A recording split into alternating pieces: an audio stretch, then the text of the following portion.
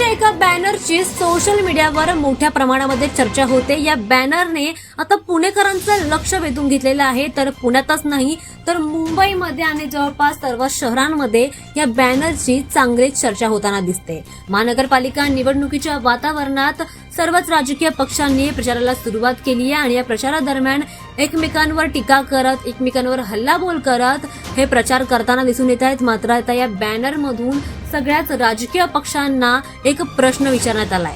घोषणाबाजी आणि आरोप प्रत्यारोपांऐवजी पुण्याच्या खऱ्या आणि समस्यांवर बोलण्याचं आवाहन या राजकीय पक्षांना नेत्यांना करण्यात आलंय। दरम्यान प्रचारादरम्यान धार्मिक मुद्दे, द्वेष, जातीय द्वेष, बंडखोरी, गद्दारी आणि वैयक्तिक टीका यांपासून दूर राहून शहराच्या समस्यांवर लक्ष केंद्रित करा असा स्पष्ट संदेश या बॅनरमधून, या फलकावरून देण्यात आलाय। त्यामुळे या बॅनरची आता सगळीकडेच चर्चा होताना दिसते।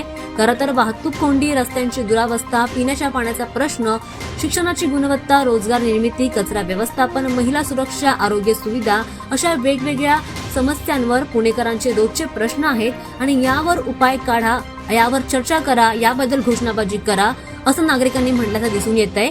दरम्यान नागरिकांनी हे बॅनर जे आहे याचे फोटो सोशल मीडियावर व्हायरल केलेले आहेत आणि यावर देखील लोकांनी चांगल्या प्रमाणामध्ये समर्थन केल्याचं पाहायला मिळत आहे।